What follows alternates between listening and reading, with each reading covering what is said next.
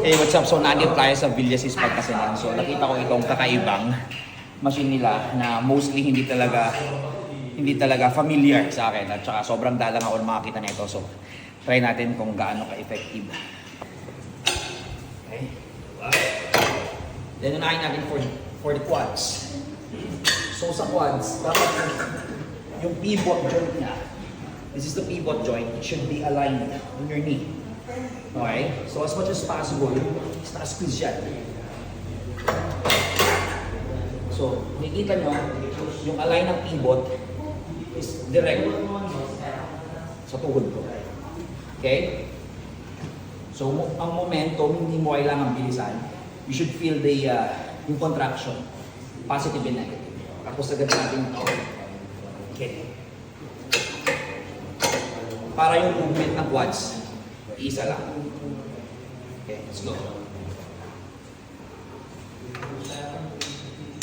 Then right naman.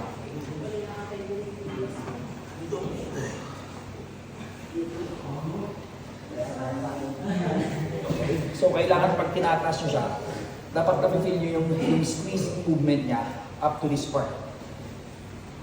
Parang flex nyo yung quads nyo. Yung negative dapat ramdam.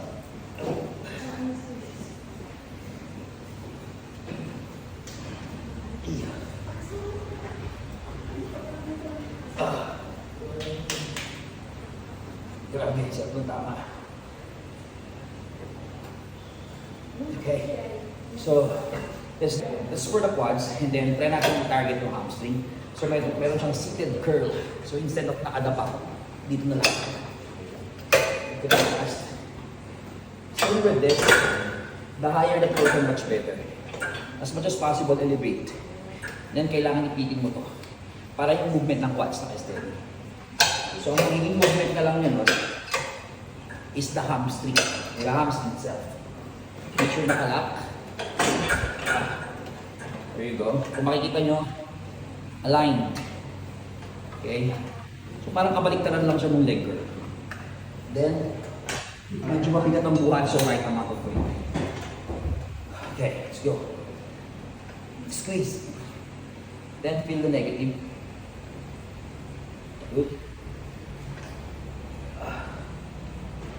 Yung tempo niya, 3 seconds, 1 second hold, then 2 to 3 seconds, pabalik. 3, 2, 1, hold. 3, 2, 1, let's go.